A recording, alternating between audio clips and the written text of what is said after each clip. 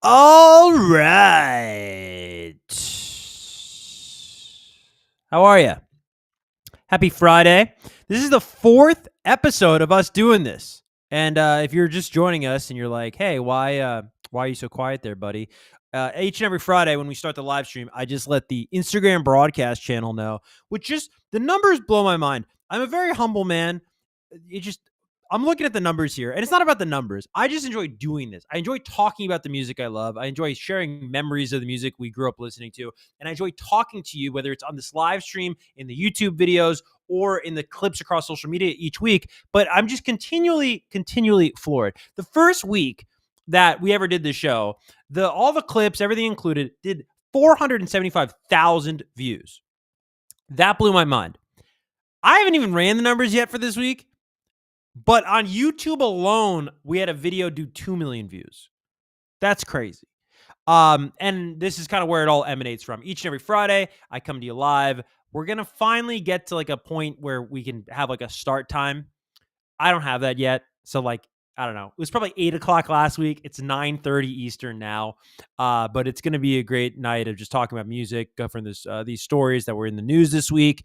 And for anybody who's watching that's not a part of the Instagram broadcast channel, I want to do more there as well. I'm thinking that could be like a cool place where we can have deeper conversations about some of these topics that you're most passionate about. I don't know. That's just an idea that occurred to me today. But like 100 people are in there, and that means a lot to me that 100 people care enough about me and what we do that they'd want to get specific personalized updates. So that's very, very cool if you're a part of that. And that's what I was doing at the top there when I was just staring at my phone. That's what I was trying to do, is let everybody know. I do want to say what up to anybody in the chat. If you're here, what's up to Vicky? Hello. Nice to see you again, Vicky.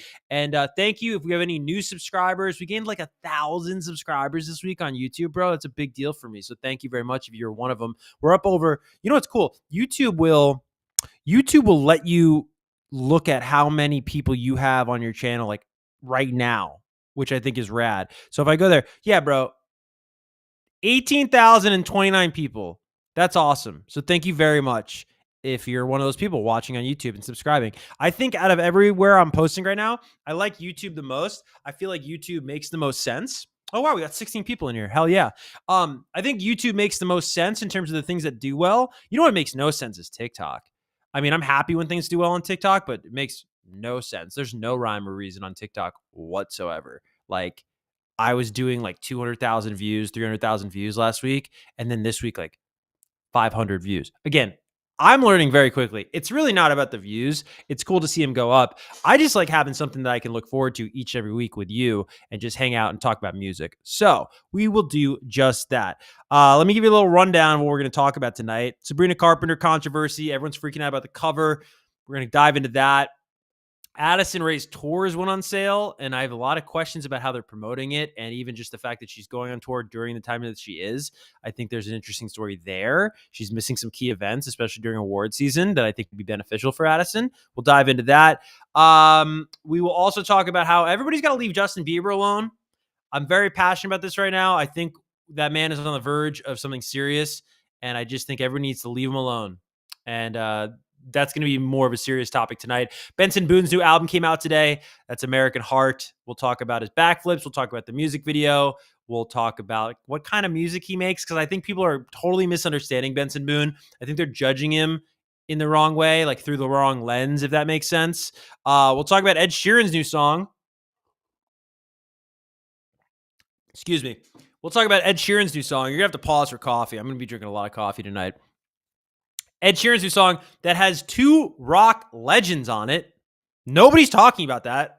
We'll also talk about, is rock dead, dude? Because I'm gonna give you a stat from the charts this week that is embarrassing.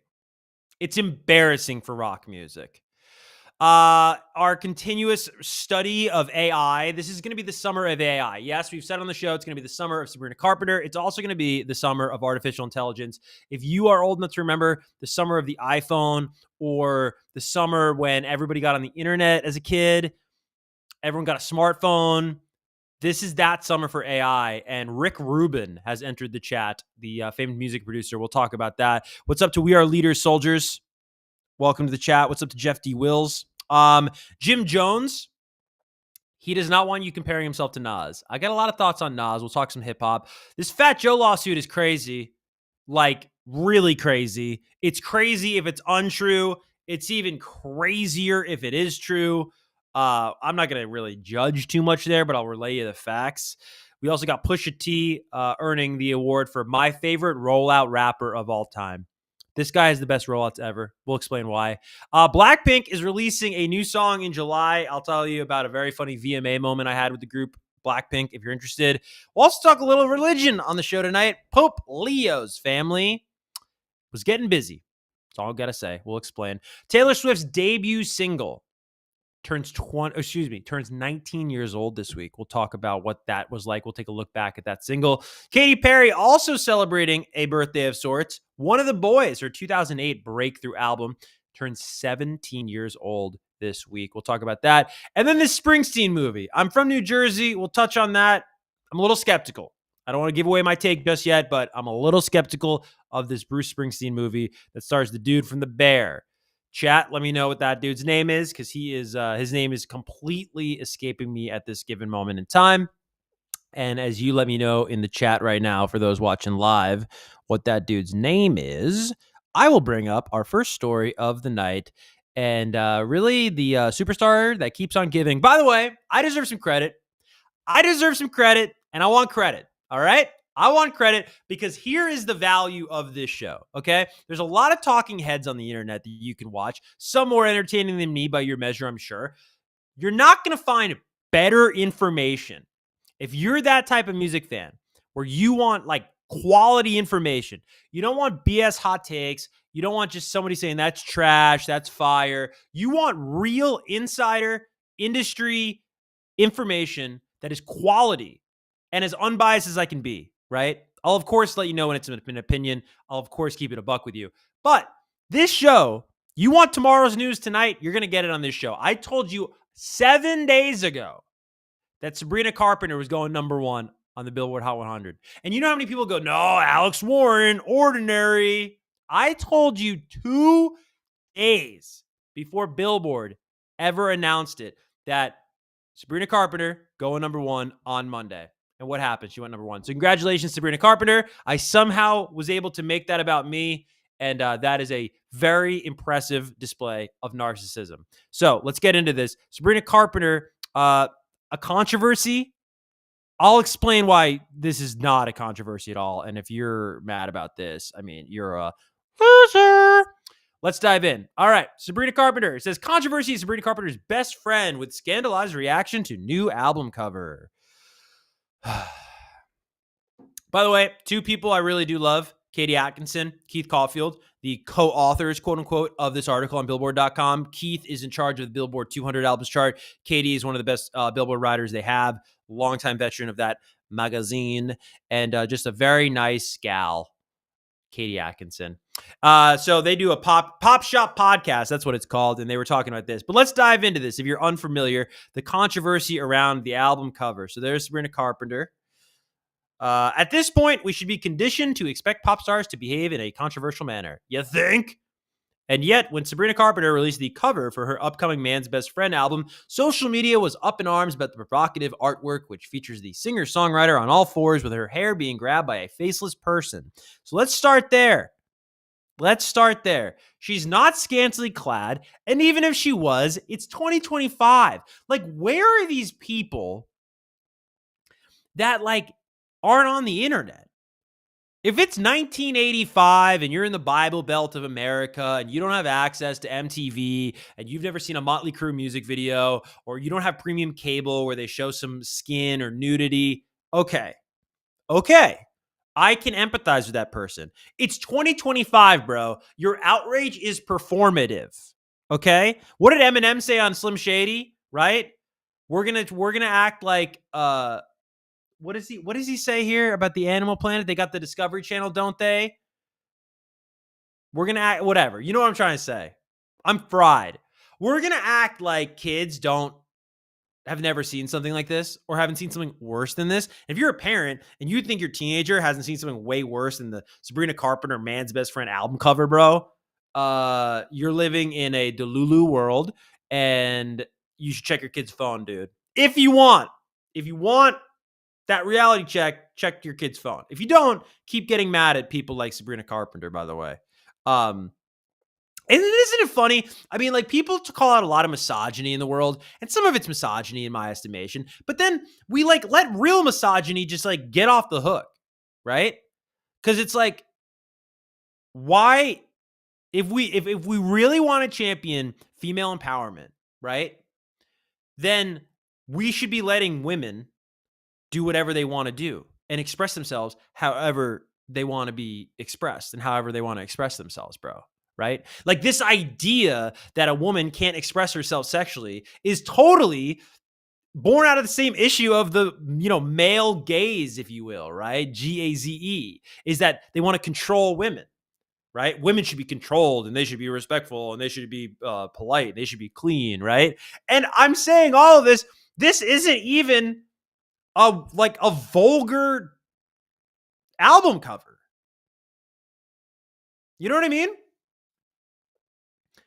And also, if you take away, because I get it, like, we've rewarded outrage for so long now. I honestly don't hold it against people that get outraged on the internet. I really don't. Because they've been rewarded for it for so long. Like, if you're like 10 years old and you start seeing outrage culture on the rise, and then you're like, oh, that's a thing I can do. That's a thing I can be when I grow up. I can be somebody who just complains. And they don't think of it like that. But there's absolutely a generation that did that like grew up, saw all these people getting attention, maybe even liked some of these accounts that got attention through complaining. And they're like, dude, when I grow up, I'm going to complain. And they don't know that's what they're doing, but that's what they're doing. But this is like ridiculous. Sorry, I'm very worked up about this. Because if you just take a step back and you don't get outraged, you might learn something. And you might actually find that, like, this is how I interpret the album cover. And it'll be interesting to see if Sabrina Carpenter fans agree with me. It'll be interesting if Sabrina ever addresses it directly, which she doesn't have to. I think as a guy that interviews people for a living, I hate when I hear interviewers and they're like, what does this song mean? Who's this song about? What's the album mean? Why did you choose the title? Dude, do you just want to take all the fun away from art? You want to take all the fun away from music? So much of the beauty and the power of music is internalizing it and having different interpretations of it. And I think that's boring if you just want to know exactly what it means. So I don't want to know exactly what it means. But what it means, I think, if you don't get outraged and you just interpret the album cover, is that a lot of men, children, frustrating men, difficult men, emotionally unavailable men, will treat women like a dog, right? Like, they're there for their amusement. They're there to be in service to the man, right? And so here's Sabrina on all fours, like a dog. And when you see that, for the people that got outraged, you probably felt it was ridiculous. You probably felt maybe it was disrespectful, right? And for the simpletons that went, oh, it's contradicting. She's supposed to be the female empowerment artist, and now here she is on all fours. You're completely missing the point. You're completely missing the point. Art should make you feel something. And what that feeling it elicits or inspires in you is most likely the point of the piece of art. If art makes you uncomfortable, that's good. It probably intended to make you uncomfortable because there are a lot of truths in the world that are uncomfortable. And yeah, like, we should confront that.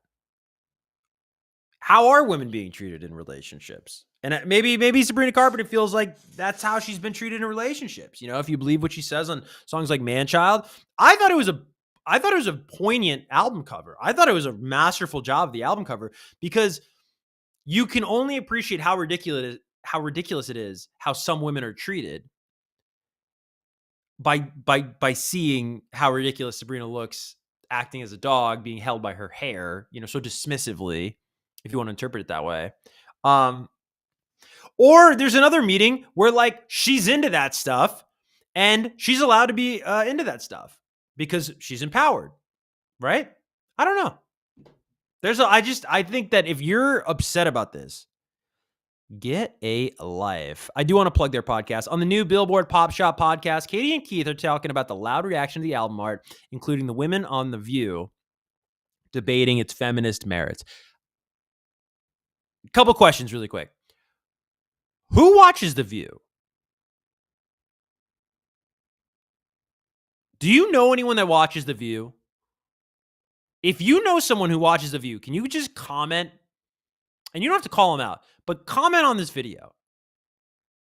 I just want to get an idea of who is watching The View. And furthermore than watching The View, because people watch all sorts of stuff, right? Like, hey, what channel does The View air on?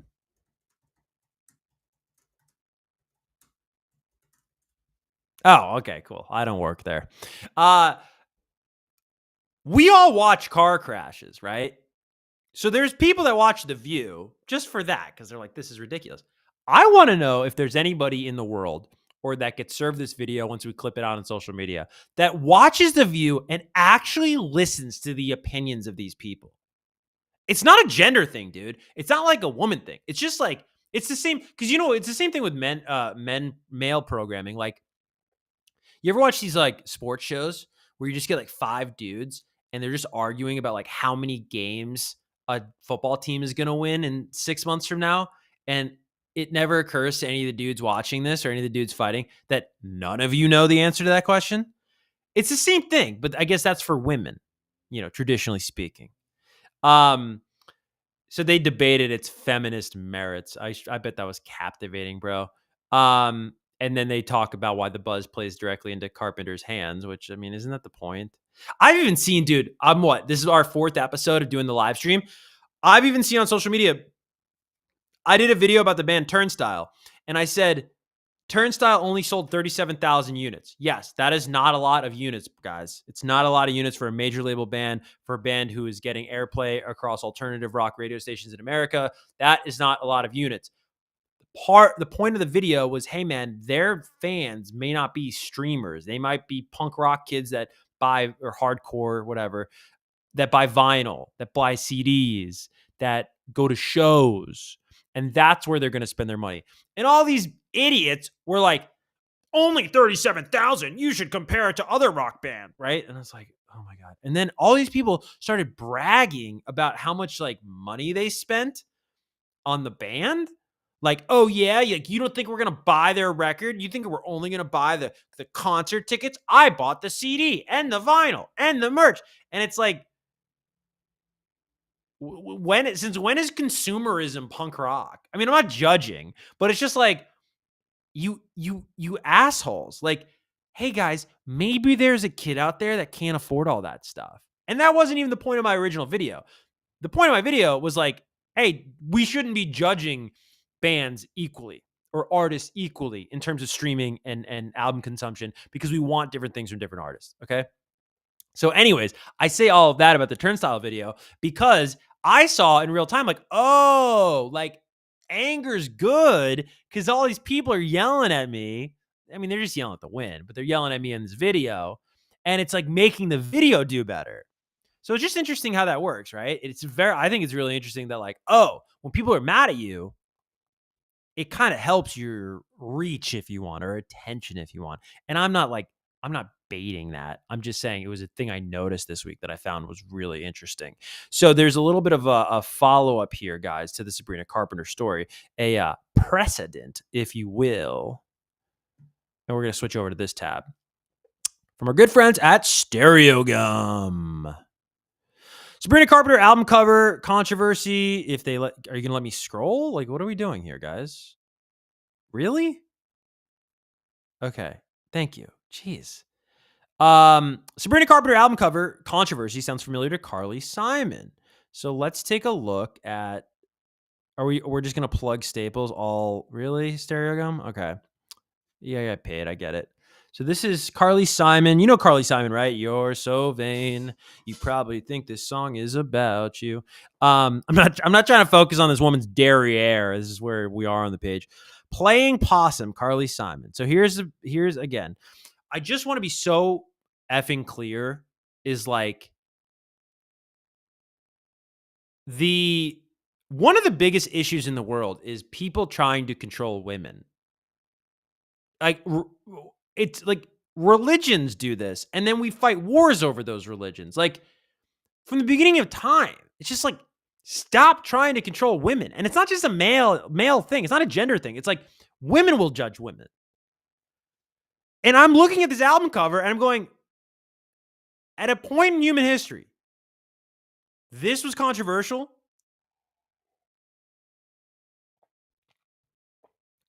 Gotta let these ladies live, dog. All right. It's been a week since Sabrina Carpenter announced the short and sweet follow-up Man's Best Friend, whose spicy cover. The fact that we're even referring to that as spicy, I mean, it is so tame. Whose spicy cover depicting the singer on her knees having her hair pulled.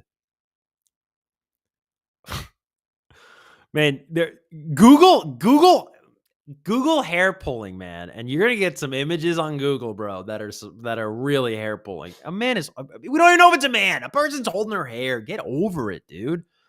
Okay, pulled, sent the internet into a puritanical spiral. Now, Carly Simon, who experienced a similar situation with her sultry Playing Possum cover in 1975, is expressing support for the espresso singer. That's hard for me to say. In the Playing Possum artwork, the veteran singer-songwriter is also kneeling on the floor. Oh my God. So women aren't allowed to kneel. You hear that, ladies? No kneeling. She's wearing black lingerie. Is that blind, really? And the picture was taken as she was moving through poses. It wasn't done on purpose. It wasn't a setup. The initial reactions from her team were positive. No one thought about what it might convey. What does it convey? It was fascinating, unique image, and it left a lot to the imagination. Yeah, she's fully clothed. You see more skin at the beach, you losers. Okay, then once the album was out, suddenly I'm getting calls from Time and Newsweek saying, this is one of the sexiest covers that is ever known. There's this whole controversy around what it did. What did it represent? Nothing. It felt very much like that energy in a woman, but I just thought it was a beautiful shot. None of that stuff they were talking about was the intention. And even if it was, F off. About the Man's Best Friend artwork, Simon said, it seems tame. Thank you. By the way, how old is Carly Simon now? And I say this with all due respect. Carly Simon is 81 years old. Carly Simon is 81. Do you know how stupid you look when you're one of these idiots on the internet expressing outrage because a woman, this is what it's all about. I'm being very real tonight. Because a woman is acting in a way that you don't approve of. Check yourself before you wreck yourself, son. That's what you're mad about. How ridiculous are you that you're outraged over how a woman is behaving that is incongruent with how you want her to behave, and an 81-year-old, I say with love, national treasure, Carly Simon, an 81-year-old is less bothered about it than you. Just like, just think about that. Seems pretty tame. There have been far flashier covers than hers. One of the most startling covers I've ever seen was the Rolling Stones' "Sticky Fingers." That was out there in terms of sexual attitude. So I don't know why she's getting such flack. I'm gonna look up "Sticky Fingers" to see if I can put this on the screen. I don't know this album cover.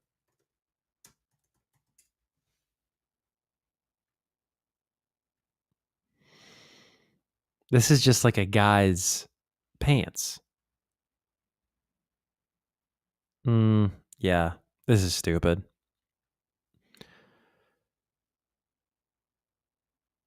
She goes on to say, well, any press is good press, so I wouldn't worry about the press. And as far as her being salacious, I certainly don't think it's that. I mean, look at all those people who dress much more scantily. She's so beautiful, and she should be proud of herself and the way she looks. I don't see anything wrong with it. I thought it was going over the line a little bit, touching the man's knee. What? I thought she didn't have to do that. Okay. Well, Carly, don't lose me here. I was speaking very kindly about you. When someone on Twitter wondered if Carpenter has a personality outside of sex, what? The pop star responded with a quote tweet, "Girl, yes, and it is good." I mean, that's really offensive to me. That you ask a woman to shave. Here's the thing. People don't like sexually liberated women. Like, do you want to say the quiet part out loud? Like, yeah, guys feel inadequate and insecure around sexually liberated women. Other women who aren't sexually liberated will also feel threatened by these women. And because that's kind of like the one thing that like people have over women. Men can do whatever they want and then women can't, right? And the way we do that now in a passive way, because we still do all these awful things from the past, but we just do them in a passive way now, is we judge women through commentary, right? So we won't say slurs because that'll get you in trouble, but you'll like judge them through commentary, right? And you'll contextualize them in a way where it's like, Sabrina Carpenter is an incredibly brilliant 25-year-old woman who is incredibly talented and has triple threat, right? Am I using that? Is she a dancer? Does she dance? She's a great actress. I'll say, let's throw comedian in there and then singer. Boom. There's 3 for Sabrina right there. And I mean, just the fact that anybody's trying to like tear her down is weird to me, bro. Very weird, bro. So that's kind of like the long and the short there of Sabrina Carpenter and our first story of the night. Now, this next one is kind of a weird story that I want to draw attention to. It's not weird. How do I put this? Like, it's the Addison Rae tour. Can you see this on your screens, guys? So Addison Rae is going on tour. Good for Addison Rae, right? Gonna start in Dublin, Ireland, August 26th. Go throughout Europe, and then it looks like she's going to wrap up in Sydney, Australia. I am tired just thinking about this young woman. Sydney, Australia, November 17th, 2025. And then the US and Germany, looks like a bunch of European dates in between.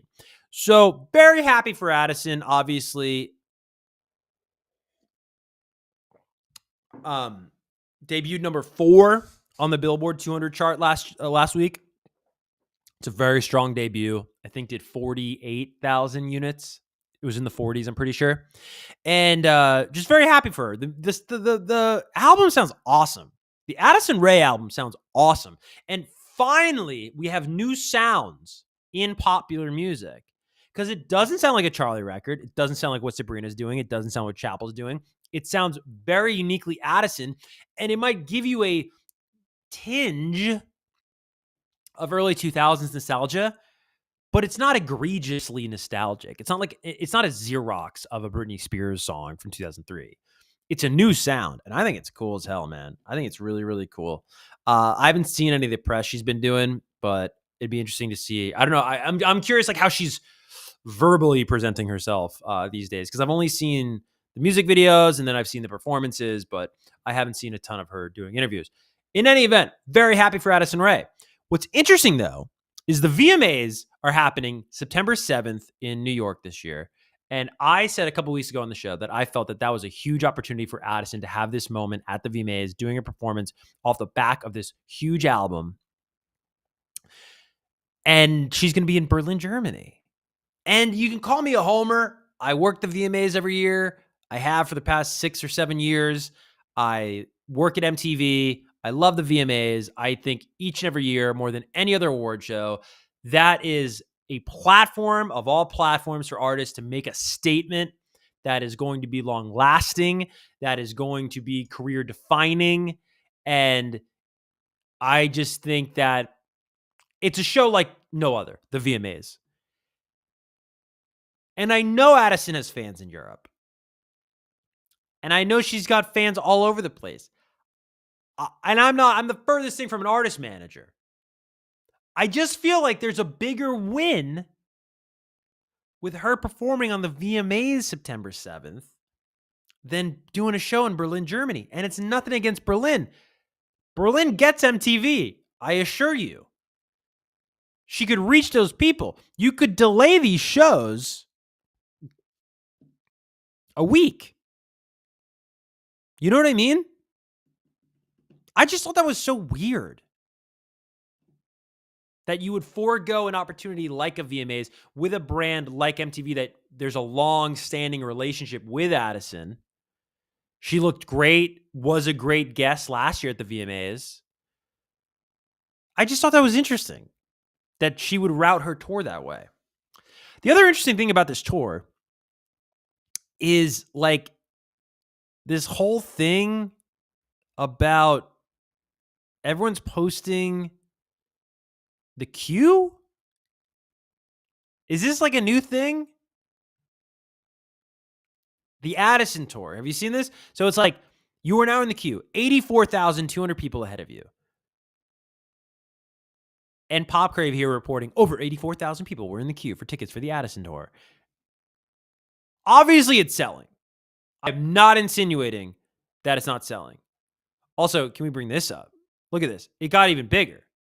103,310 people ahead of this person. Okay. Per Ryan XCX13 on Twitter there. But doesn't this sort of like, I've never seen this style of marketing, if you want to call this marketing, right? This style of press. Like, look at the queue. And it was so loud this week. I kept getting served pictures of Addison Rae's queue. Obviously, it's selling. Very, very, very popular artist right now. But doesn't this give like, look, people care. Like, I'm not saying Addison Rae is desperate. I'm not saying her fans are desperate. I'm just saying this reads kind of desperate. I just thought it was weird. I've never seen that before. I mean, it's a testament how popular she is, but you know what I mean? It's kind of like, oh, look, these are all the people that want to go to my show. No, she's not saying that. I want to be very clear. She's not saying that, and I guess the fans aren't saying that. But I just thought it was like a weird vibe. Now, off the back of that, I also wanted to talk about this because it's important in life to call out sucker shit, okay? If you're being a sucker, dude, if you're being a hater, I don't like that. I don't play that game, homie, all right? And this is the other side of what we were just talking about. So this is like tour demand and then lack of. I don't know why we constantly need to be reporting this. So it says Jonas Brothers cancel 6 stadium shows replaced with arena concerts. Okay. The Joe Bros are downsizing their stadium shows in Los Angeles, Philadelphia, Dallas, Detroit, Washington, D.C., and Chicago. Okay. There's Jonas Brothers. Very nice guys, by the way. I might do a video this week of like when they came on TRL. And I've interviewed Nick a couple times. I've actually interviewed, who's that? Joe? I've interviewed Joe a couple times too. Because he was in DNCE. Remember DNCE? Oh, bro.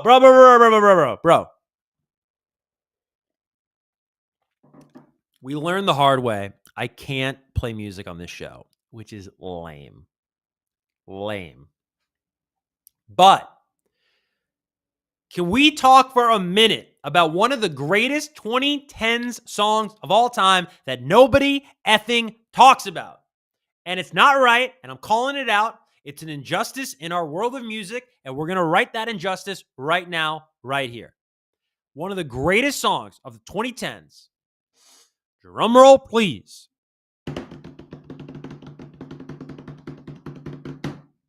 DNCE, Faithfully. Do you know that song? Do you know that song? Oh. I may have just ruined it by that guttural sound. I apologize. That was gross. The sound I just made was gross. It was primal. It was real. It was authentic. I meant it. It was gross. That song's amazing, dude. Cake by the Ocean sucks. Faithfully rules. Just want to say that. All right? So it says here the Jonas Brothers have canceled and replaced 6 stadium shows on their upcoming Jonas 20 Living the Dream tour, opting for smaller arenas and amphitheaters instead. While the venues have changed, the dates and general locations remain the same. The band announced shift in plans on social media late Friday night, saying, "Every decision we make is with you in mind, ensuring the best experience for our incredible fans. We're making some venue changes, but rest assured, all performances are still happening on the same dates in the same cities. The impacted concerts are in Philly, Washington, D.C., Detroit, Chicago, Dallas, and Los Angeles areas. Because these are separate ticket holders," did you hear that? Ticket holders will receive a refund for the original purchase, but will need to buy new tickets if they plan to attend. Oh, that's a little annoying. Those fans will get to access a priority presale. Never mind, not annoying. Dubbed the past purchaser presale. Ha ha ha. Beginning Wednesday, June 18th, so 10 a.m. local time, which that was 2 days ago as we taped this video. Here's my beef. Okay? Like, I get it's news, but just contextualizing it like this, I don't know. It just kind of reads a little hatery, you know? It's like kicking somebody when they're down. I don't know. I just don't like it. You could have just spun this, you know what I mean? Like, I don't know. Why cancel 6 stadium shows? Like, well, I don't know, man. I don't know. I don't know why they had to cancel them. They seem like a very popular band. You know what this might be, though? I think about this a lot with stadium artists. Radio. Radio is the X factor with stadium artists. And I'm right there with you. Who listens to the radio? I don't think many people in America listen to the radio intentionally. Okay, let me be very specific, right? I'll use an example too. Think of the street you live on right now. The street you live on, okay? I'm going to guess there's a stop sign on that street that you live on.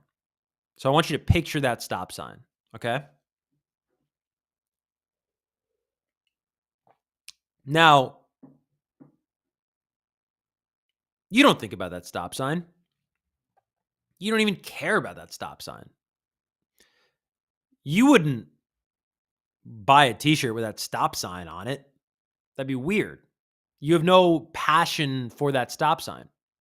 But every single person on your street interacts with that stop sign. Everybody on your street knows that stop sign, right? Okay, follow me here. And so in a very similar way, radio in the United States, everybody interacts with it. Oh, you don't listen in your car? Okay. Do you ever listen in the Uber? Hold on, guys.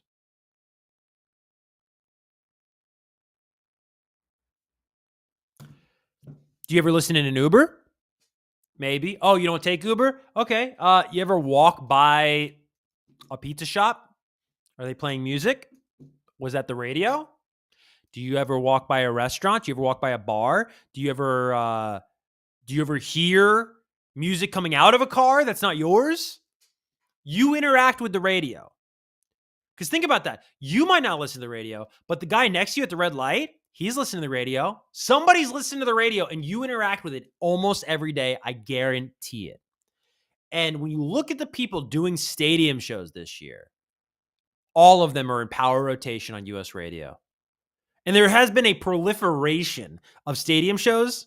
I don't know if you're following the story. I mean, Weeknd's doing it. Basically, if you're a big artist now, you just do a stadium show. Post Malone's doing a stadium show. Kendrick Lamar, SZA are doing a stadium show. Jonas Brothers were going to do a stadium show. Chris Brown is doing a stadium show in Florida, in Miami. All of those artists I just named are in power rotation on US radio. Who isn't currently on power rotation in US radio? On US radio, excuse me. The Jonas Brothers. And that might be the difference.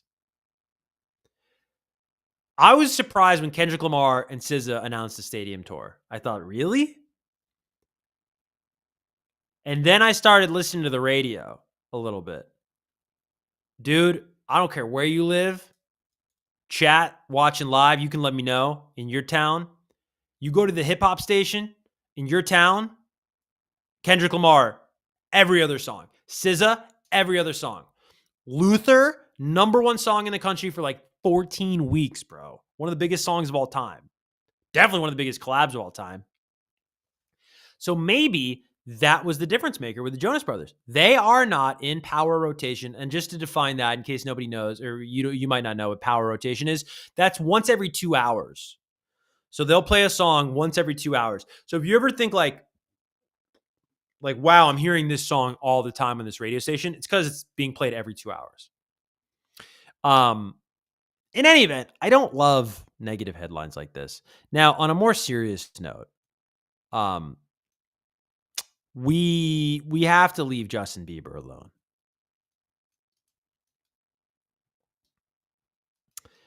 Like truly not joking, being really serious, we need to leave Justin Bieber alone. I don't know why paparazzi are legal.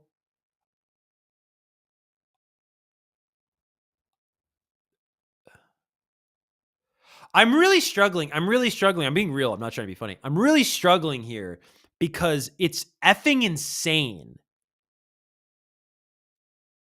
that paparazzi are. It's legal to do that. It's legal to stalk people. It's legal to follow people. Princess Diana died 28 years ago. as she was trying to evade these animals that are the paparazzi. I mean, dude, there are like few people that I respect less in the world than paparazzi. I mean, maybe people that, scammers that target old people, scammers that target the poor, um, people who beat their children, people who beat animals, people who beat their significant others.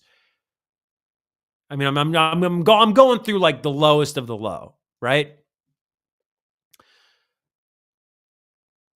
I don't want to hear that you've got to make a living, dude. Go make a living doing something else like everybody else does, dude. You're a weirdo. There's even these losers on Instagram that like will film themselves going up to celebrities at LAX airport. And it's just like, man, it is such a miracle to be alive. If you ever feel down, I mean this in a positive way. If you ever feel down, I really want you to think about how you won the lottery. You won the lottery being born. And it's not always going to be great. And it's going to be really scary sometimes, this life. It's going to be painful. And you're going to go through loss. And you're going to go through hardship. And you're going to go through a lot of scary stuff. And you're going to feel alone at times. But there's always tomorrow. And there's always a chance to redeem yourself as long as you're alive. And these lowlives are spending that lottery win, are spending that miracle of being on earth hurting people. Hurting people, dude. Like, yeah, like really like disgusting people. And I rarely get this serious on these videos. I like to have a good time with you guys. But like, it really, really gets me angry because it's like, you guys keep pushing Justin Bieber, dude. God forbid that this guy does something to himself. And I mean that. God forbid. God forbid he gets pushed too far, dude. Okay? It's like, we all like to joke about Britney Spears. We all like, oh, look at her with the knives dancing, right? She's going through a lot, right? Obviously, I'm saying that respectfully. I'm saying that in a very polite way, okay? But it's like, you don't think the paparazzi played a hand in that? You don't think the paparazzi's playing a hand in whatever Justin Bieber's going through? Which leads me to this article. Justin Bieber admits to feeling broke in a new Instagram post, okay? Justin Bieber reflected on his own personal challenges in a candid new post to Instagram on Monday, expressing frustration with the pressure to fix himself. The 31-year-old pop star wrote, "Don't you think if I could have fixed myself, I would have already?" He then acknowledged feeling broken and dealing with anger issues, noting that despite years of effort to grow and conform to others' expectations, it has often left him feeling more tired and angry. Now, Justin Bieber, and this is me just imagining or, empathizing, trying to, I can't even imagine the amount of different directions that guy gets pulled into, man. I mean, just from being a kid, he gets famous at what, like 13, 14 years old, 14 years old, I think. And the world just tells him who he is before he even knows who he is. It's not easy, dude. It's not easy at all. And then everyone turns on him when he starts, acting out in his early 20s. The world turns on him. So that's weird. That's weird. I don't think people understand. Like I remember, I'm not Justin Bieber, but I remember when the MTV Friday live stream show was like really hot in 2020, 2021. And then people just stopped watching it. And then MTV kind of messed up the show. The people that were at MTV at the time, like kind of messed up the show. And I just saw like all these people that cared about me on social media, like now didn't care about me. And for the first couple like months, it was like hard. Because I internalized that. And you're going to inevitably, whenever you develop a public for the first time, you're going to inevitably internalize it. I now no longer internalize this stuff. I'm older, wiser, healthier.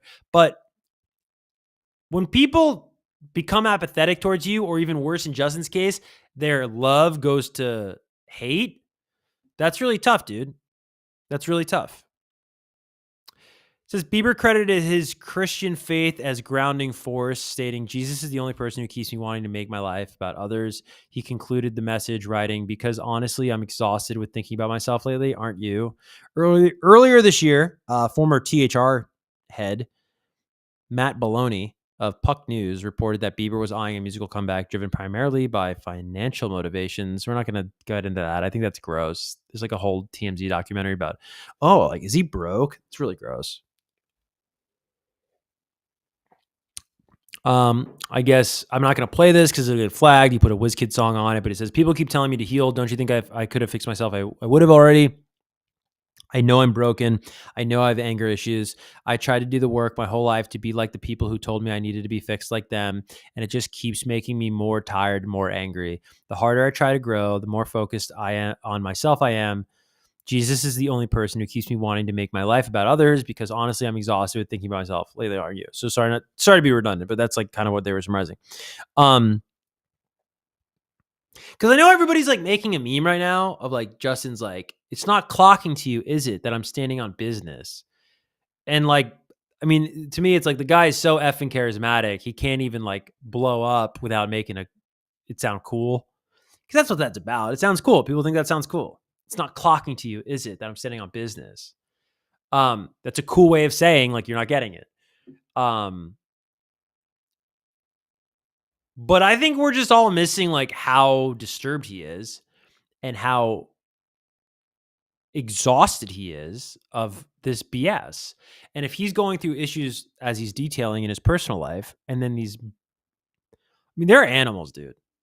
These animals are following him and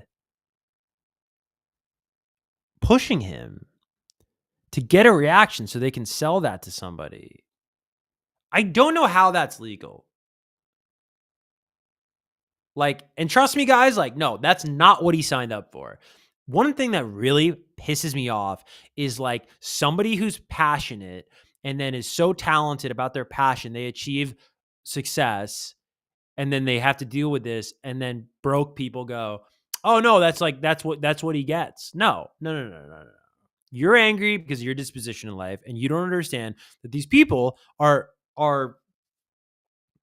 humans, and they just happen to be fortunate humans, and they're really hardworking, and a lot goes into it. And it's like, this guy is so obviously in pain, and like, we need to leave him alone, dude. Like, seriously. And we'll have fun. We'll get into more fun topics later on in the show. But like, truly, like, leave this guy alone. Stop like running stories about his marriage. Stop running stories about his mental health. Stop acting like he's there for your amusement. His crime is that he grew up in a global spotlight, and he has one of the best voices of all time. That's his crime, dude. Think about that, dude. And he's an imperfect person like we all are. You know what I mean? That's what Justin Bieber did. It's crazy. Anyways, it's pretty nuts. Now, to go to the other polar opposite end of the music spectrum here, let's talk about Mr.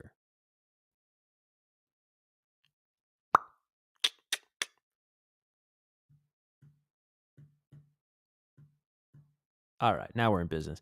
Let's talk about Mr. Benson Boone, dog. Mr. Benson Boone, dog. Benson Boone just dropped his new album, American Heart, and he dropped the Mr. Electric Blue music video along with it, where he basically is addressing the internet criticism, right? So here he is on your screen with a shirt that says One Hit Wonder, alluding to these beautiful things that he's done. Discount jumpsuits. I guess people don't like the jumpsuits, right? Inauthentic. That's a common knock on Benson Boone. And that he's an industry plant, which, I don't know, are people really calling him an industry plant? But anyways, I wanted to talk about Sir Benson Boone because People don't understand Benson Boone, okay? And if you don't understand who an artist is, you can quite easily misunderstand them and quite easily misevaluate an artist, okay? Benson Boone is not cool. I'm not saying he's lame. I'm saying he's not cool. He's not trying to be cool. He's not trying to be edgy. He's not trying to get the internet on his side, okay? Benson Boone makes mom music. Moms love Benson Boone.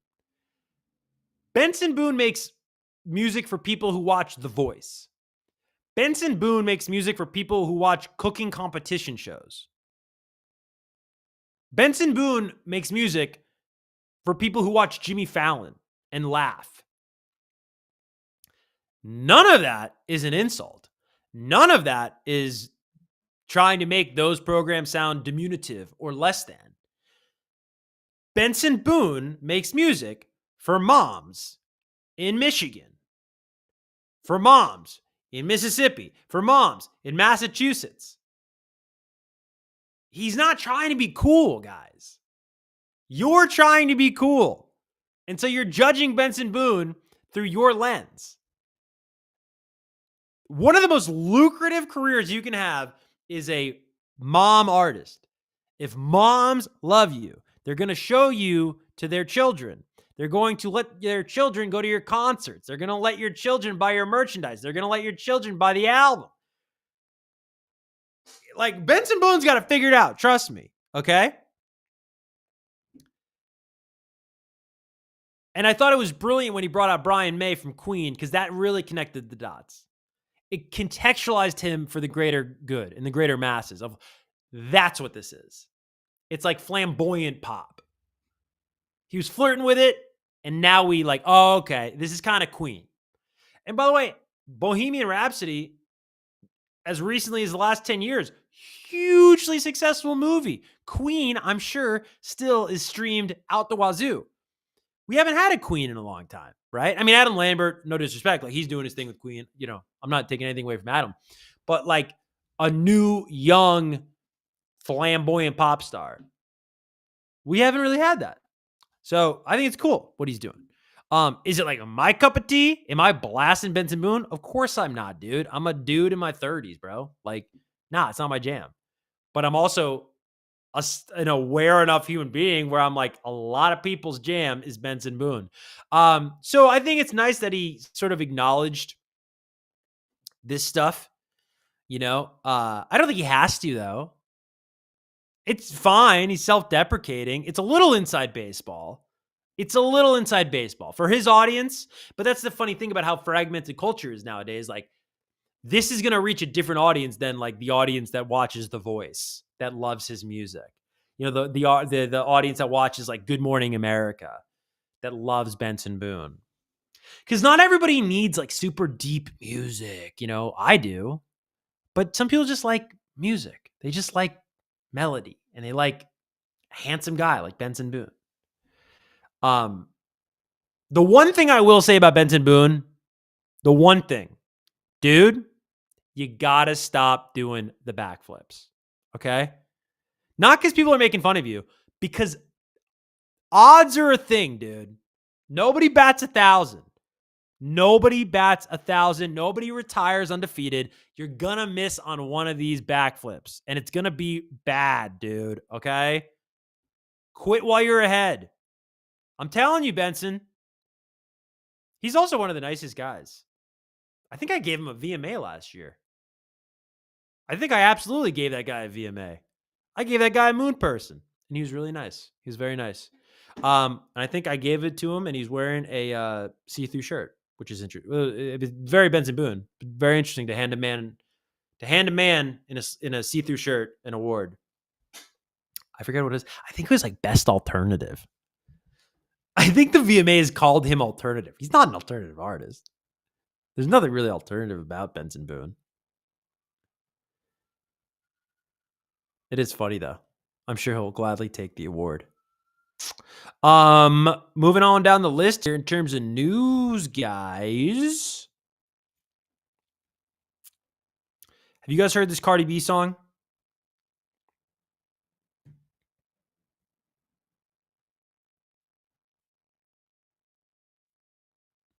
Outside.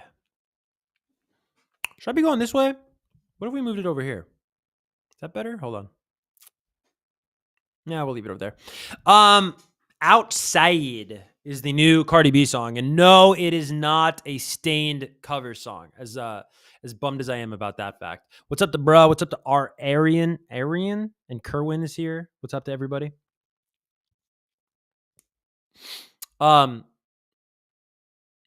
Okay, so Cardi B has dropped a comeback single. Are we calling it a comeback single? Cardi B dropped a song called Outside just in time for summer. If you don't know about Outside, this is like, I don't know if it started in New York, but New York is a city where they are quite literally outside in the summertime. You can feel it. When people are outside in New York, you can feel it because it's warmer, it's celebratory, people are acting crazy. As you can see here with the album artwork, single artwork, I should say, you got the fire hydrant going. Very New York. It's kind of interesting. Are these like Easter eggs? Well, I guess we got some dice there. People like that. We got some lipstick. Maybe those aren't Easter eggs. Now, Cardi B has been searching for her next big hit for a minute now. And this is an interesting song because it's kind of more of the same for Cardi. And maybe it's going to be a big hit. And maybe this is what the world wants out of Cardi. But we've talked in the show about how Drake's stunted artistic growth over the past 3 to 4 years, I think eventually led to Kendrick being in a position to beat him in the court of public opinion in that battle. And I just think about Cardi, and should Cardi 2025 be making records that sound like Cardi in 2018, in 2019, in 2020? Or should Cardi be making different kind of records? Because I think a lot of artists forget that we want to go on a journey with that artist. And your fans are getting older as you're getting older. And your fans are evolving as you're evolving. And look, I'm not saying Cardi B should have dropped an introspective, what was the song off Invasion of Privacy? Be careful with me. I love that song. Like a fragile sticker on a package or whatever she says. Be careful with me. I'm not saying she should have dropped an introspective, sad song for the summer. And I'm not saying she shouldn't have dropped this song. But it'd be interesting. I know she just turned her album in, so maybe we're going to get that on the album. But Outside is kind of like vintage Cardi. I can't play it. But here are the lyrics.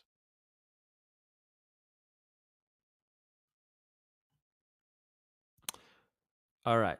It says, wow, there's a lot of naughty words in this. I don't think I could show you guys these lyrics.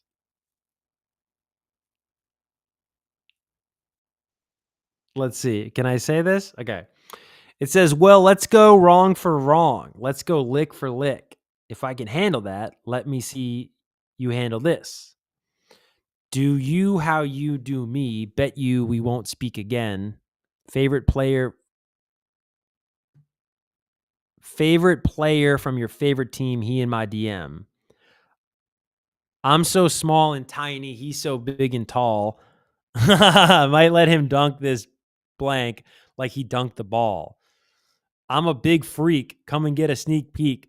Back it up like beep, beep till that thing go leak, leak. I mean, this is vintage Cardi B. Chloe called you king. That's cute. Don't get me wrong. I like him too. So baby, let me meet LeBron. I love Savannah. Let me see what she be on. Wow.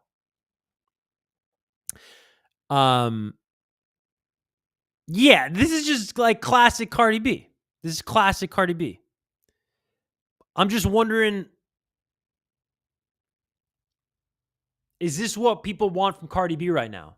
And maybe the answer is yes. I just think it's important for artists to evolve. And Cardi may have done that on the record. We haven't heard the album. But I hope I hear that from Cardi.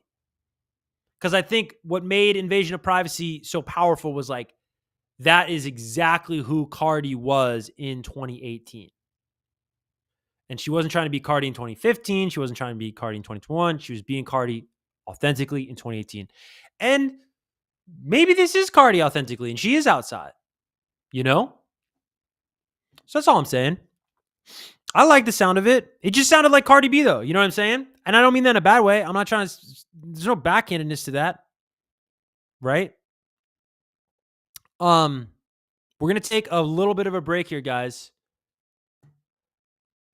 Maybe 5 minutes, if that, bro. Maybe not even 5 minutes. So don't go anywhere. We'll be right back.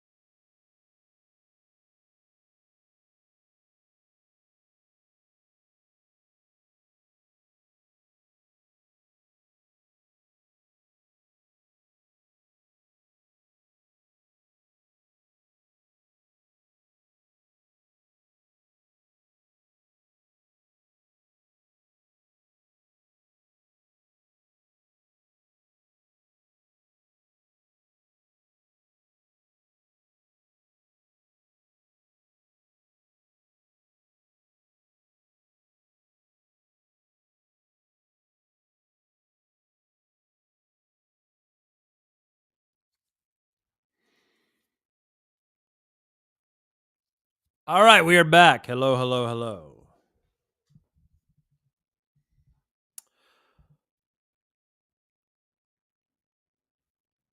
All right, let's get into this one, guys. Rock music. We got two big stories in the world of rock music this week, and I think both are very random.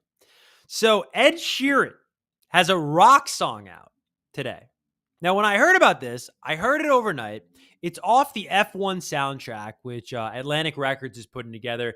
And as far as soundtracks go, it's getting rave reviews. Like, truly, it sounds like Atlantic Records, to Atlantic Records' credit, put together a badass, epic movie soundtrack for F1 with Brad Pitt.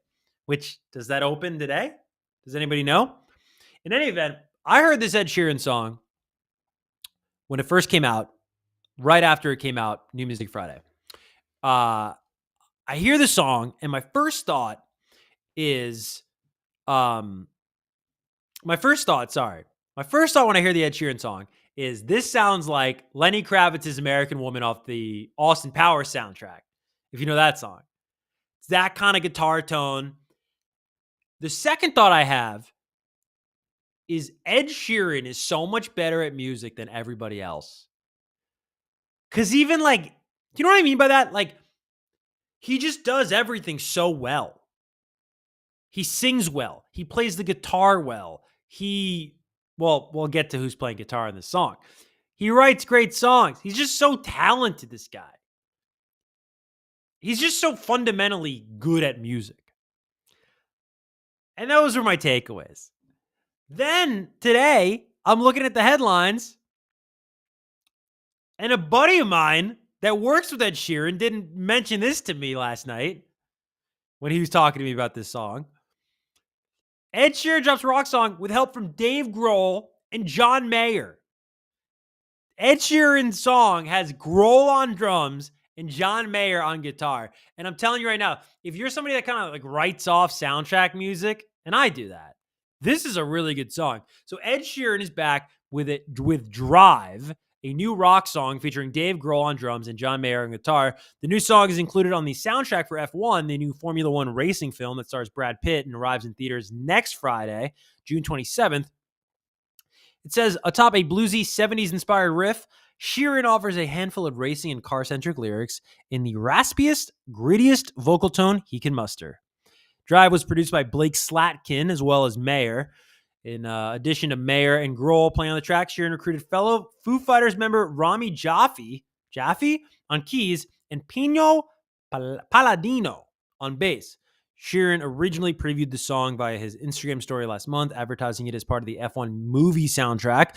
Drive, however, will not appear on Sheeran's forthcoming new album, Play, which arrives on September 12th and features previous singles Azizam, Sapphire, and Old Phone. Well, I have a confession to make. I just found out Ed Sheeran's dropping a new album. So there you go. Ed Sheeran, September 12th, new album called Play. He's got to be at the VMAs, right? 5 days earlier. This song is awesome. You got to check the song out. And I don't know what it says about rock music that one of the best songs of the year in the world of rock is Ed Sheeran.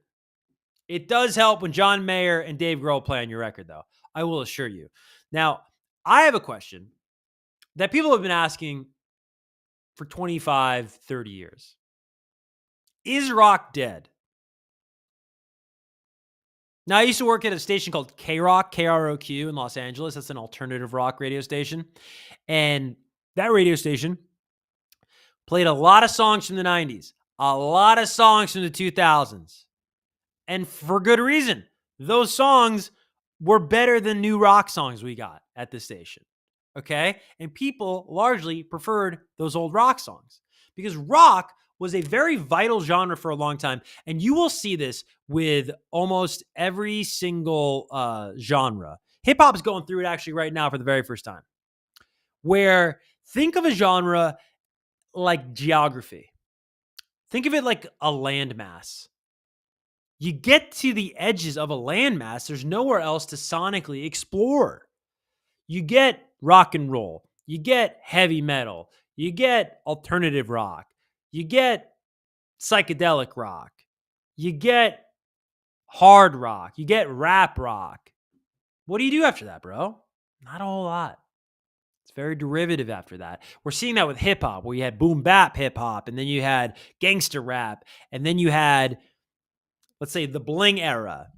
And then you had the emotional era of Drake and Kanye and 808s and Heartbreak. And then you had the Travis Scott era of SoundCloud rap and rage rap. And then you had the Migos, which ushered in a new era of Southern rap. You had crunk in there. I skipped over crunk. You had trap music. And then you get emo rap. And then there's nothing else to explore. right? And that's why it's in a lull right now. Like rock went into a lull 20 years ago. Now, isn't that interesting? When was rock invented? Basically, 1950s. When was hip hop invented? 1970s. Oh, could this be a natural cycle that happens with genres? Yeah, it is. It is. So people have been asking 30 years, 20 years, is rock dead? Rock might be dead. Rock might be dead, bro. I want to show you something right now. Okay?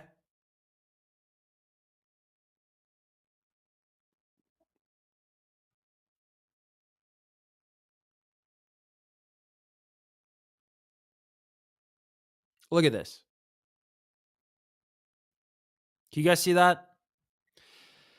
Okay.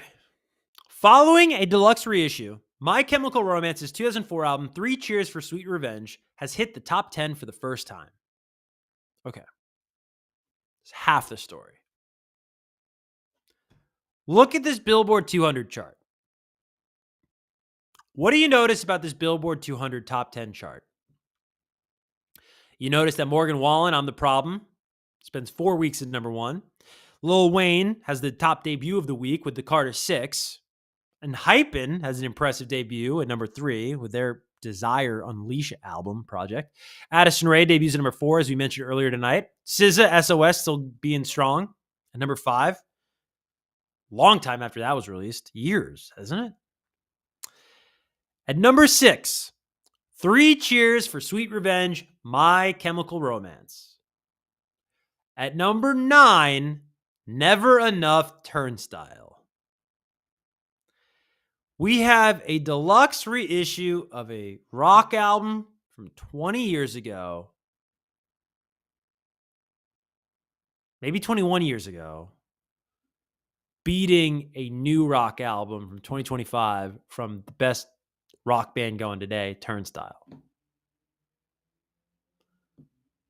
I mean, rock is dead, man. From a commercial standpoint, I get MCR is one of the biggest rock bands of the 2000s. I get that. Trust me. I was a 2000s kid, bro. I remember MCR. I remember kids starting to dress differently around the time that music came out. I remember the first time I ever saw I'm Not Okay, the music video on MTV in the morning before I went to middle school, dog. That's how old I am. And I remember going, this rules. This is different. I've never seen people that look like this on MTV. Right off the back of that, MTV started playing Hawthorne Heights.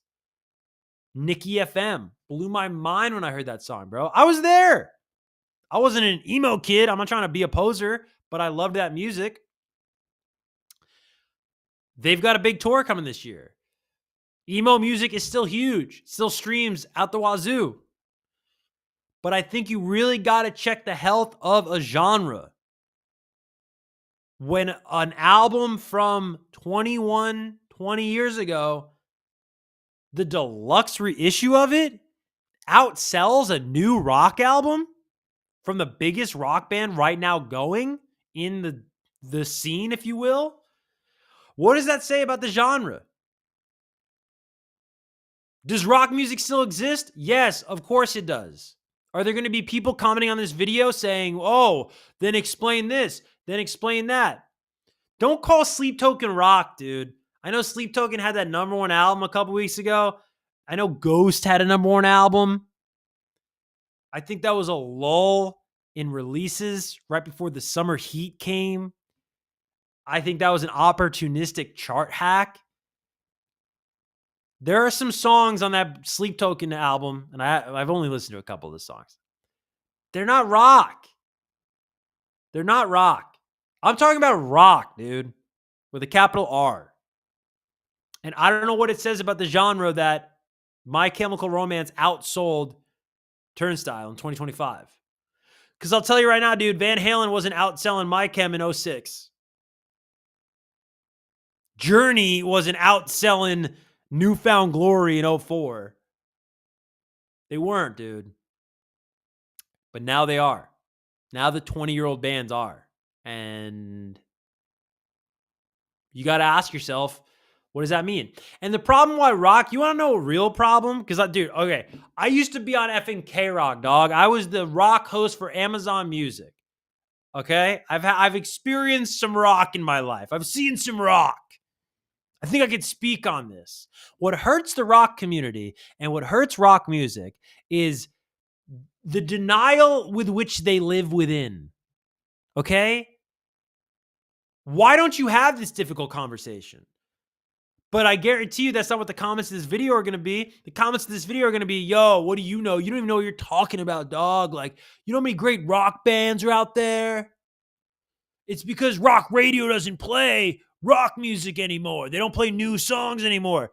I'm telling you right now, if there were vital hits emanating from new rock bands, rock radio would play them. Kevin Weatherly in Los Angeles at the world famous K-Rock, the program director that is there now and built K-Rock through the 90s and 2000s and 2010s, he would play it if it was a hit. The problem is, when they do the surveys, when they do the market research, when they look at the streaming numbers, Linkin Park in the end is still bigger and more preferable than whatever the new band that you're talking to me about in these comments, their new song is. And until rock has that conversation, they're just going to continue getting mad at people like MGK, who actually brings their music and brings guitar music to the mainstream.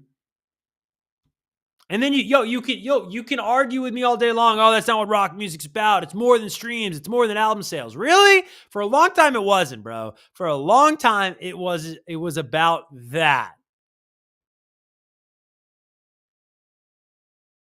You can go down the list. They debate this in sports, right? The GOAT conversation. Do they need a ring to be in the conversation of being the GOAT? How many rings do you need to be in the conversation of being the GOAT? I think in the world of music, it's number one albums. It's record sales. You know? I had this conversation with a buddy of mine, Shabo, from System of a Down. And he was asking me, yo, who's on the Mount Rushmore for, like, in my opinion, for his generation of rock music? I said Korn. I said System. And then it got dicey. I said Linkin Park. And then it was tough. I forget who I put forth. All those people sold records, dog. All those people sold records. So, I mean, there's a problem in rock music right now. We got to figure it out, man. If you like rock music, you got to figure it out. I'm here for it. I want to figure it out. But as long as we keep living in denial, we're not going to fix the problem, bro. A 21-year-old reissue should not be beating Turnstile. And it's not a knock on Turnstile. Let's make that clear. I'm just saying, dog. It's interesting. Interesting times. Speaking of rock music, we talk about AI a lot on this show. AI is taking over the world. And you know that it's taking over the world because each and every week we have a new AI story to talk about. That's what's cool about doing this show every week. So the latest AI story, last week we were telling you about, what's his name? Timbaland signing AI artists. This week, Rick Rubin calls AI the punk rock of coding. Rubin explains his thinking in the new book, The Way of Code, the timeless art of vibe coding. All right, let's get into this. Rick Rubin has written a book about the new phenomenon of vibe coding, or giving AI directions in natural language instead of a programming language, which the acclaimed producer calls the punk rock of coding. Before you start agreeing with Pete Townshend, the argument does kind of make sense in context. So let's get into this. So The Way of Code, the timeless art of vibe coding is an interactive book. How is a book interactive? Created with the AI chatbot Claude. What? According to Rubin, it's kind of a remix to the Tao Te Ching, a 3,000-year-old wisdom teaching combined with cutting-edge technology. It's full of Rubin's observations about AI mixed with Rubin-esque ancient wisdom such as do by not doing. and there is nothing that cannot be done. Okay, Rick. Rubin talked about the book during a May appearance on the Ben and Mark Show, a podcast hosted by the venture capitalists Ben Horowitz and Mark Andreessen. In a thoroughly modern example of life imitating art, imitating life, Rubin learned about vibe coding when an old picture of him became the face of a vibe coding meme. The producer, who has worked with everyone from Beastie Boys to Lady Gaga to Metallica, researched vibe coding just enough to post a joke on social media and then found himself growing more curious. The universe is pulling me into this, he recalls thinking. Has anybody heard of vibe coding? What the hell is vibe coding? He sees parallels between vibe coding and punk rock in the way that they prioritize ideas over technique. So in the past, for music, you had to go to the conservatory and study for years and years. Then someday you could play in a symphony. And then when punk rock came along, you could maybe learn 3 chords in a day, and there were all these bands that made it for everybody. How I started in music was punk rock. If you had something to say, you could say it. You don't need the expertise or skill set other than your idea and your ability to convey it. And vibe coding is the same thing. It's the punk rock of coding. Oh, God, that's scaring me every time. It really does scare me. As he sees it, AI won't be a true competitor for creatives. He says the reason we go to the artists we go to, or the writers we go to, or the filmmakers we go to is for their point of view. The AI doesn't have a point of view yet. Now, I do want to say this about AI. If you are worried about AI, if you're opposed to AI, a friend of mine who's a documentary filmmaker, he's like really anti-AI. And I told him this week because I felt compelled to tell him this week. I said, dude, AI is electricity. Like, it's as simple as that.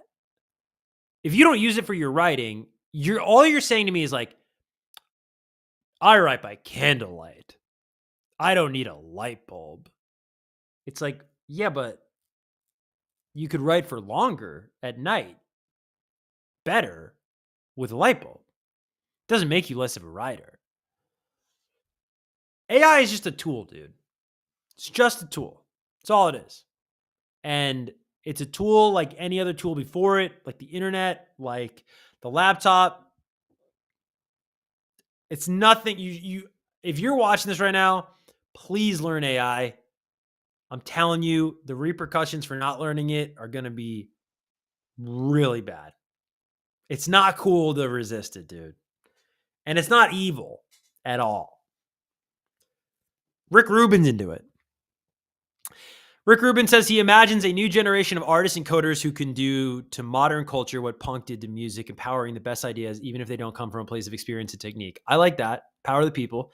AI gives you the ability to take your ideas, feed it into this machine, and then get back different iterations that normally you would do, but it would take you much longer. Well, yeah, Rick, you're just explaining AI. I mean, I guess it's novel if you don't know.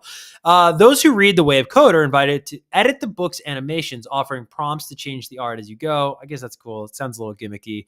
Though to save you a click, it doesn't work very well, at least at the $20 a month pricing tier. All right.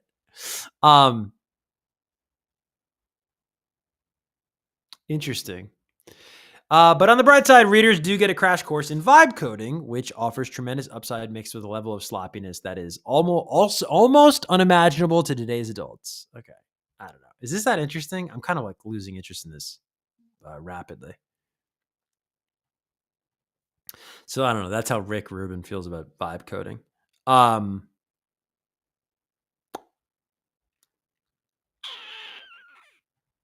Oh, I did want to talk about this. Did you guys see this? Can you read that? All right. So BlackPink. How should I put this?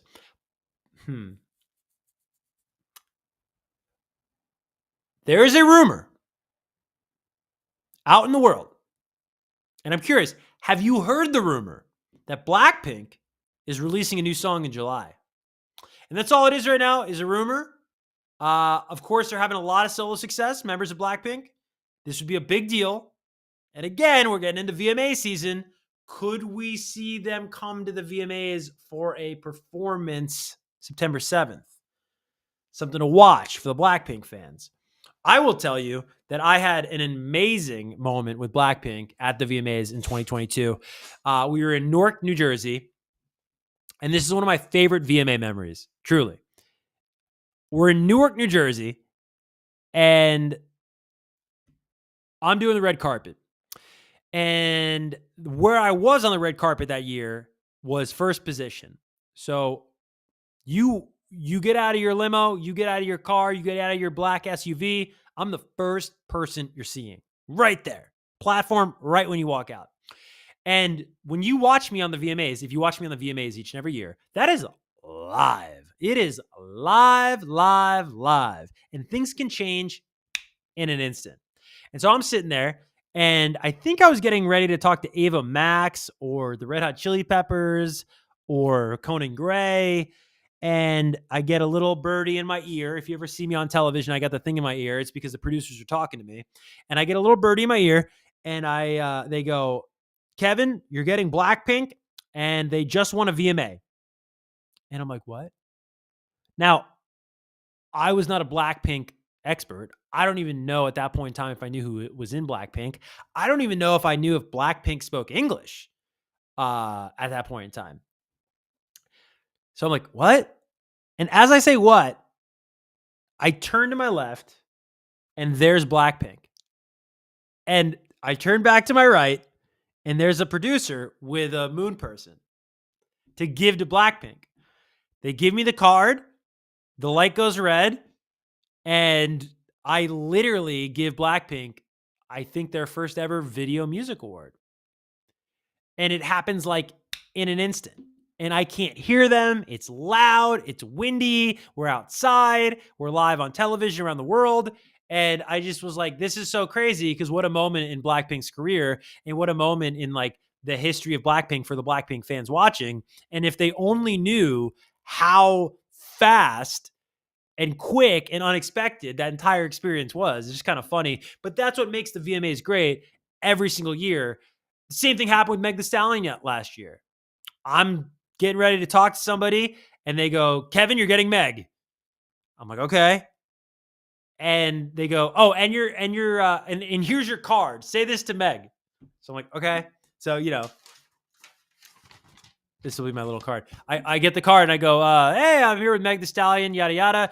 And I just see that it says something about a VMA. She won a VMA. So, we're live on television. And I go, hey, congratulations, by the way, on your VMA win to Meg Thee Stallion. I'm figuring this was like a pre-show award she won.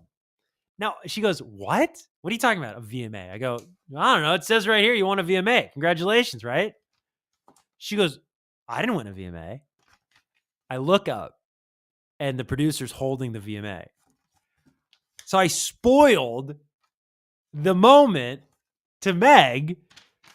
I was supposed to give her the VMA. So that's how she found out she won her first VMA last year, was me being an idiot. And I thought that was very funny that I kind of like spoiled that moment. But it was a really cool moment. She freaked out, and that was really fun. So new BlackPink music potentially coming your way in July. This is one of the crazier stories that you will hear this week. Wait until I tell you about this.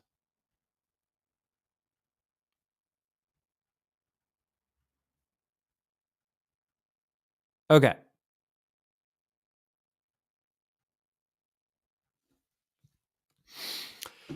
Pope Leo's family was getting busy. All right. Not passing judgment. Shout out to Pope Leo. Shout out to Villanova. Shout out to the city of Chicago. Shout out to having an American Pope. I think that's exciting. But this man's family was getting around. Look at this. Look at this. Look at this. The New York Times reports Pope Leo is related to numerous Canadian-derived distant cousins, including Madonna, Justin Bieber, Justin Trudeau, Angelina Jolie, Hillary Clinton, and Jack Kerouac. What the heck? I'm not going to say HE double hockey sticks. We're talking about the Pope here. What the heck? How is this possible? Look at your screen right now. That is a potential for a Thanksgiving dinner. This is fascinating to me. This is really, really fascinating to me. I mean, look at this. If you don't believe me, I don't know why you wouldn't. Pope Leo is a distant cousin of Madonna.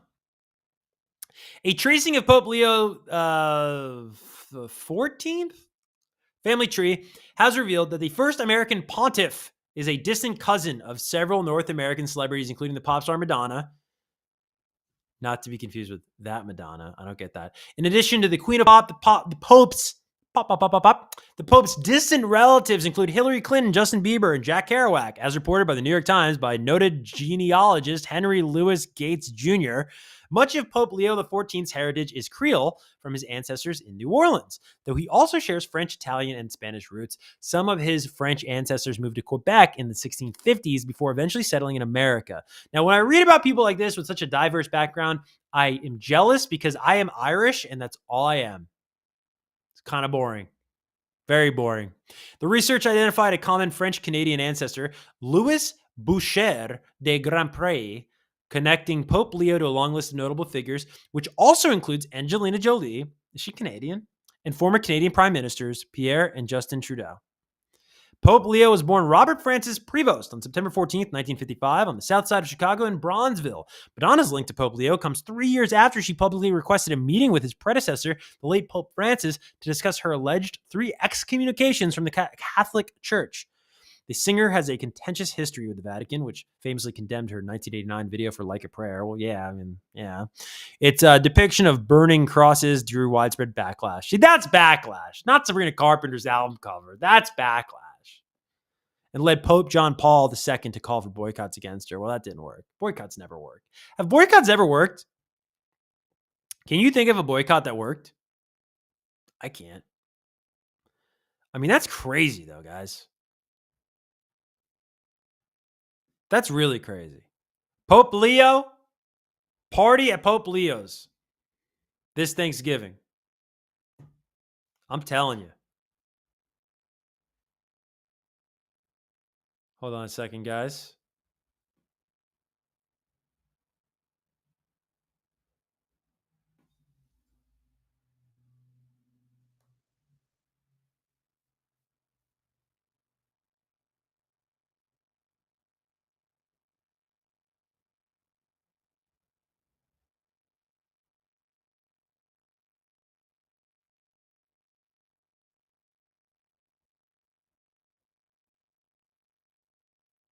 All right.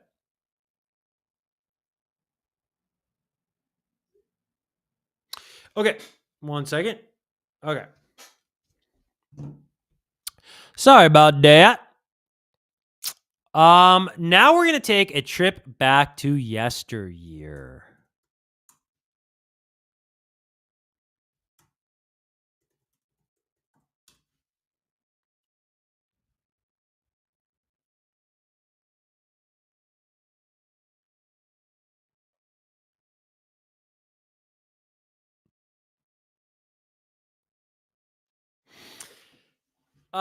Big anniversary this week.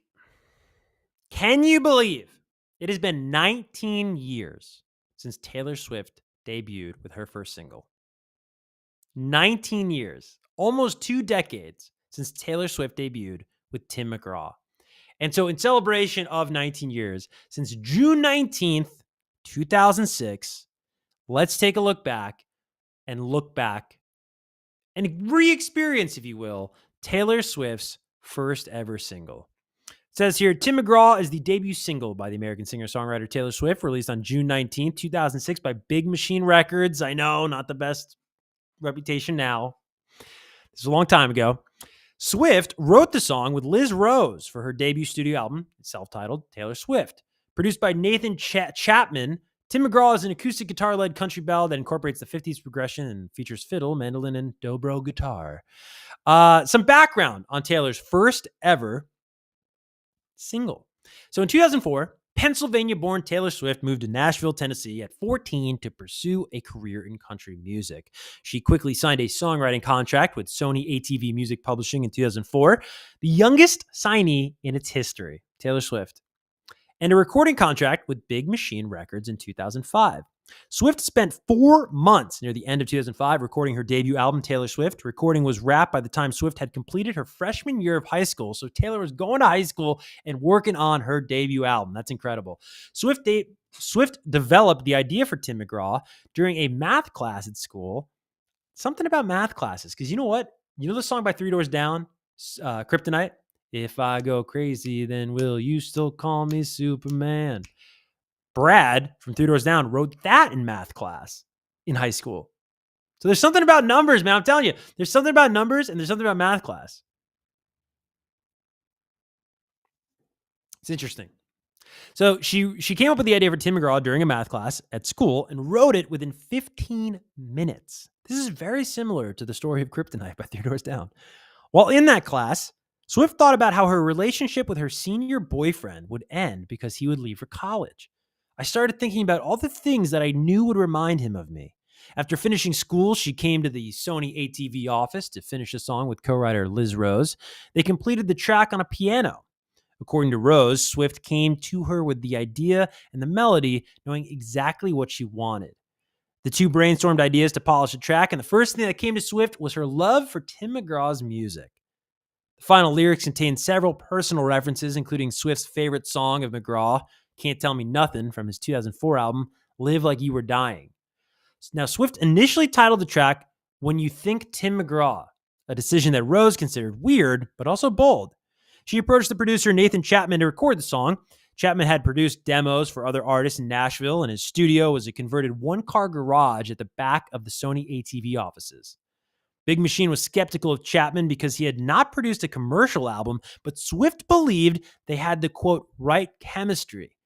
He said that when Swift first played the song to him, he was astonished by the emotional engagement and thought of the song as a refreshing way to depict a romance between two people. He arranged the instruments, played both acoustic and electric guitars, and sang background vocals. Other instruments recorded for Tim McGraw include fiddle, mandolin, and bass guitar, dobro guitar, and drums. It's quite the robust debut single, Taylor. Now, in a meeting that Swift had with Big Machine's head, Scott Borchetta, to discuss which songs would be featured on her debut album, she performed Tim McGraw for Borchetta on ukulele. Imagine being in that room. As soon as Swift finished singing it, Borchetta decided that it would be her first single. He suggested that Swift rename it Tim McGraw, deeming it a move that could make fans of McGraw, a contemporary country superstar, immediately become curious in her name. I remember that. I remember being like, there's a country song called Tim McGraw. This was immediately a hit, by the way. From my estimation, like I was not listening to country music in 2006. I knew about the song in 2006. In the summer of 2006, I knew about this song. Swift initially did not believe that Tim McGraw was an appropriate choice for a single, but she retrospectively reflected that it was a right decision. You know what's so weird? Like, it's so weird. I don't know if you ever feel like this about friends, where you know somebody now and they're a really close friend of yours. And then you think about like the first time you ever heard their name or saw them at a party or saw them at work, or, you know, your first acknowledgement of their existence. And you go, oh my God, that's so weird that like so-and-so is the same person as so-and-so, you know?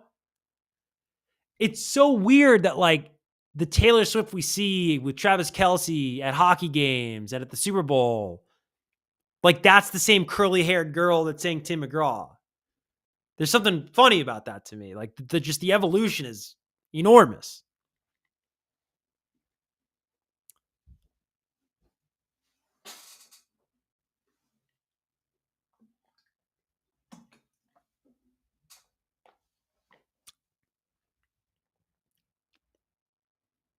So Swift did not initially believe that Tim McGraw was an appropriate choice for a single, but she retrospectively reflected that it was the right decision. Big Machine released Tim McGraw to country radio in the United States on June 19, 2006, 19 years ago, and it is first on the track listing for Taylor Swift, the self-titled album that was released on October 24th, 2006. After the 2019 dispute regarding the ownership of Swift's albums that Big Machine had released, Tim McGraw was reissued on 7-inch vinyl by Big Machine on August 16th, 2019. To promote this single, Swift spent mid-2006 sending promotional copies of Tim McGraw to country radio stations across the United States. With every envelope that I would seal, I would look at the address and the station on there and think, please, please just listen to this one time. She also encouraged her fans via MySpace to request their local radio stations play the song. Swift said that when the subject of Tim McGraw learned about the song, he thought it was, quote, cool, and kept his friendship with her despite their breakup. In a 2021 interview with Apple Music, McGraw said that he initially had some reservations about the song, saying, quote, have I gotten to that age now to where they're singing songs about me? Does that mean I've jumped the shark a bit? But he ultimately enjoyed it and became friends with Swift. In the United States, Tim McGraw debuted at number 60 on the Hot Country Songs chart dated July 1st, 2006. It reached the top 100 of Hot Country Songs by December 2006 and peaked at number 6 on the chart dated January 27, 2007. On the Billboard Hot 100 chart, the single debuted at number 86 on the issue dated September 26, 2006, peaked at number 40 on January 13, 2007, and spent 20 weeks there. It was one of the award-winning songs at the 2007 Country Awards by Broadcast Music Incorporated, which honored the most played country songs in the United States on U.S. television and airplay for the year. The single had sold 1.6 million digital copies by November 2017 and was certified double platinum by surpassing 2 million units based on sales and streaming by the Recording Industry Association of America in March 2020. The album version of Tim McGraw, if you were curious, is 3 minutes and 52 seconds long. And the music video for Tim McGraw was directed by Trey Fanjoy and filmed in Hendersonville, Tennessee. The cabin that featured in the video is property of Johnny Cash. Did you know that? Swift said that the male lead was cast because of his physical resemblance to the subject of the song. The video premiered on July 22nd, 2006 on Great American Country. It was nominated for number 1 streamed video from a new artist at the web-hosted 2006 CMT Online Awards and won Breakthrough Video of the Year at the 2007 CMT Awards. As I'm sure you remember, the video begins with Swift dressed in a white sundress and lying on the grass by a lake holding a transistor radio. It's so crazy she's like the same person. Because I remember this person, but she's just evolved so much. It's like, wow, that's really like that's the same person. It's pretty interesting. So anyways, very different world we lived in back then. Very different world. And she's still doing it, which is just incredible. So shout out to Taylor Swift. Now, we're gonna don't do that. Let me see if I can get this up on the screen for you guys. Okay, let's see. I have some bad news. I'm from New Jersey. I love Bruce Springsteen. Love Bruce Springsteen. The guy from The Bear seems like a nice guy. He really does. I think that this Bruce Springsteen movie is going to be bad. The trailer came out.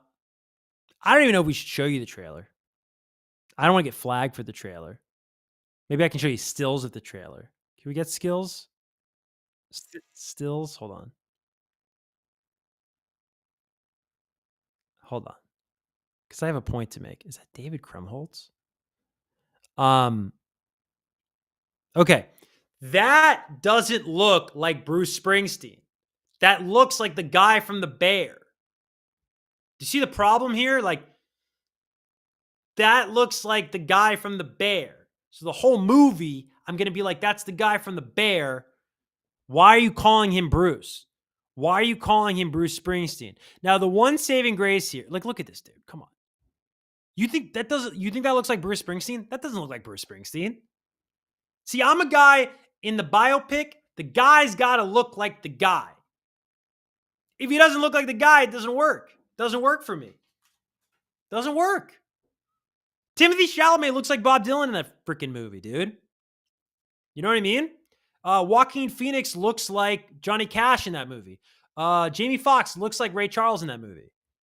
This guy doesn't look anything like Bruce Springsteen, bro. There's one saving grace. It's this. Watch this. Kind of looks like him there. Let's run that back. Kind of looks like him. Watch this. It's quick. Kind of looks like him there. Kind of looks like him there. Don't get out of here. What are you talking about? That's the guy from The Bear. Nobody thinks that looks like Bruce Springsteen, bro. No, I don't care how good the voice is. The voice didn't even sound that good in this, by the way. I don't even care. There's no way that you're going to watch this movie